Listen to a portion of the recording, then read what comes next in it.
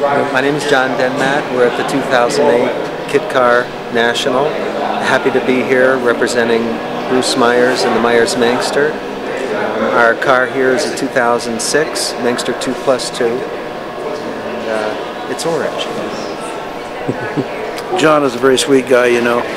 I designed the car and he built it. There must have been a lot of head scratching along the way. Sort of like that.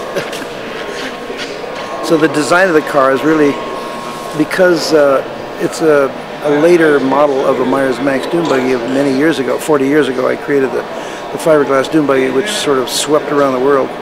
And in the course of all those going to Dune Buggy Club gatherings in other parts of the world, I've discovered all sorts of nice ideas that other people seem to want, and I brought them back with me. Some of this car is the answer to some of the ills of the very first Max. I think most of it is accessibility to the mechanics, in that it has all sorts of ways to get at the things that are not easy to get to in the old earlier Max. For instance, if the gas tank, which in the front end of the old car was bolted underneath the hood, that meant if you had a leaky gas tank, you had to spend the weekend working on it to fix it. With this, you just open the hood and there's your gas tank. It takes you 10 minutes probably to change it.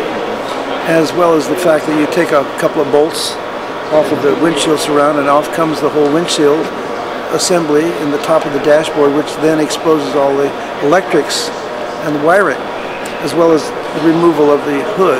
So the thing was to make it accessible to work on. That was where I was seen to be focused, as well as it's a simpler car to build than the earlier Max in that it's a full-length Volkswagen floor pan, which means you don't have to shorten it, so there's no welding. Without welding, that lets a lot of people into the picture. So the other thing is that you order the car to the color that you like, and that the body comes to you in whatever color of your choice. And then after that, of course, there's always the mechanical stuff that you work on and clean up. You paint with probably spray cans. So you can't say that there's no painting, there's that kind of painting. But the car is made to be as easily assembled as possible. And it's another reflection on the baby boomers, the kids. They sit now inside in seats that will keep them underneath the roll cage.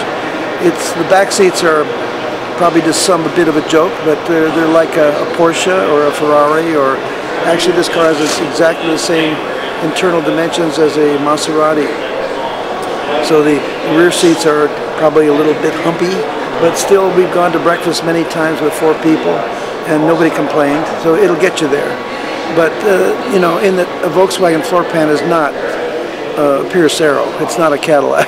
It doesn't have really any more than what you can do with a Volkswagen in the way of size and space. So the layout is really based over the Volkswagen sedan length and width and so forth. Beyond that I tried to keep the character of the Manx. You know, when you recreate something, you want to look back at the beginning and say, what was it that was so good about the first one? Don't lose it. What is that? Well, it was that look. What is that? It's something probably subliminal. I think it's about youth, fun, wind in your face, remaining young. You know, the lifestyle of just freedom and sunshine, kind of a California culture thing. That's of course where it comes from, where I come from. I am an old beach boy from a long time back. And the car is cars are really 2 things, engineering and art. A car out of Detroit or the big factories of the world, they start in an aesthetic way by sketching. Sketches that are put together by car designers. Then they transfer over into the people that have to make them work, and that's the engineering. Most of the Dune Buggy world probably is very little artistic put in there in the beginning. They're probably more given to just the mechanical. And so I brought with it something more of an aesthetic nature, because I spent a lot of years in art schools. I am very artistic. I still love mechanical things. I'm not devoid of either. I like both. I like to balance good looks with simplicity and engineering. So that is the result. Let's hope that it's a success. John seems to love it. Very much so, and Bruce's words about the fun and the life that the car brings is borne out driving the car. stopping at a light and people on the sidewalk not only waving but stopping to come over and have their picture taken in front of the car like it's the Statue of Liberty behind them. It speaks to them about fun and life. And so it's a joy. It's a joy to build a car. As a builder, the accessibility Bruce mentioned is borne out during the assembly.